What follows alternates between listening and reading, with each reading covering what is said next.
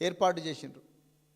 ఆ ఏసీపీతో ఏర్పాటు చేసిన సిట్టులో ఏమీ తేలలేదు. ఇంకా మనకు తెలంగాణలో మనకు తెలుగు రాష్ట్రాల్లో చాలా సీరియల్స్ ఉంటాయి. ఈ ట్యాపింగ్ వ్యవహారం అంతా కూడా సీరియల్స్ లాగా నడిపిస్తున్నాడు రేవంత్ రెడ్డి.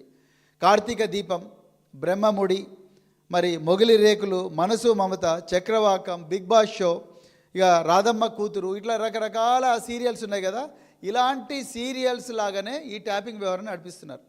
2024లో మార్చి నెలలో దీన్ని రిజిస్టర్ చేసి, ఈ కేసును రిజిస్టర్ చేసి, దీని మీద సిట్ అనే ఒక సంస్థనేసి దానికి ఏసీపీని హెడ్గా పెట్టి, ఆ ఏసీపీతోని 350 మంది విట్నెస్లను వాళ్ళను జూబ్లీహిల్స్ పోలీస్ స్టేషన్లో విచారించి, అందులో ఆ విట్నెస్లో నేను కూడా ఒకరిని, జూబ్లీహిల్స్ పోలీస్ స్టేషన్లో విచారించి వీళ్ళకు ఏమీ తెలవలేదు అని చెప్పి క్లియర్గా ఏమీ రాలేదని నిరాశకు గురైనరు పోలీస్ అధికారులు. ఇదంతా కాదని మళ్ళీ కొన్ని ఛానల్స్కు మీడియా లీకులు కూడా ముఖ్యమంత్రి కార్యాలయం ఇచ్చింది. ప్రతిరోజు కూడా ముఖ్యమంత్రి కార్యాలయం మీడియా లీకులు ఇస్తూ ఉన్నది.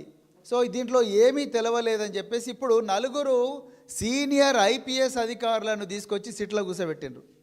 మళ్ళీ ప్రభాకర్ రావును పోలీస్ కస్టడీకి, గౌరవ సుప్రీంకోర్టు దృష్టిలో ఉండే ఈ కేసులో ప్రభాకర్ రావు గారిని మళ్ళీ ఈ పోలీస్ కస్టడీకి 14 రోజులు తీసుకున్నారు. మిత్రులారా, ఈ దేశంలో ఏ పోలీస్ అధికారిని కూడా 14 రోజులు పోలీస్ కస్టడీలో పెట్టి విచారించుండరు.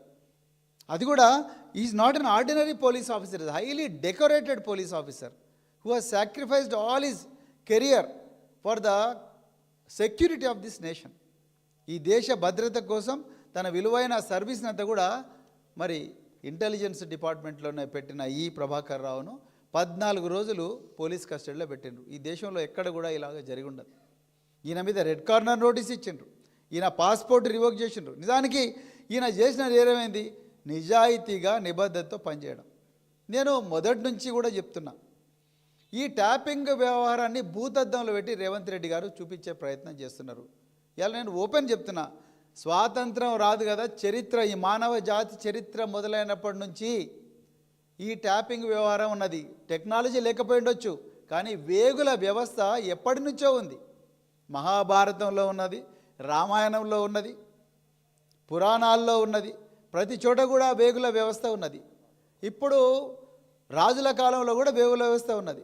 ఇప్పుడు ప్రజాస్వామ్యంలో భారతదేశానికి స్వాతంత్రం రాకముందే ఈ ఇండియన్ టెలిగ్రాఫ్ యాక్ట్ 1885 1885 సంవత్సరంలో ఇండియన్ టెలిగ్రాఫ్ యాక్ట్లోనే ఫోన్లు ఏ విధంగా ట్యాప్ చేయొచ్చు, ఎందుకు ట్యాప్ చేయాలనే దాని మీద చర్చ చేయబడ్డది. దాని మీద సెక్షన్లు పెట్టడం జరిగింది. ఇదేదో ట్యాపింగ్ కొత్తదైనట్టు రేవంత్ రెడ్డి గారు మాట్లాడుతున్నారు. ఇప్పుడు ఆయన క్యాబినెట్ మినిస్టర్ల ఫోన్లు ట్యాపులు చేయడం లేదా? సౌత్ ఫస్ట్ అనే పత్రిక చాలా క్లియర్గా ఆయన 2 క్యాబినెట్ మినిస్టర్ల ఫోన్లు వేరే ఎక్స్చేంజ్ ద్వారా చేస్తున్నారు. ఆ 2 మినిస్టర్లను తీసుకొచ్చి ముఖ్యమంత్రి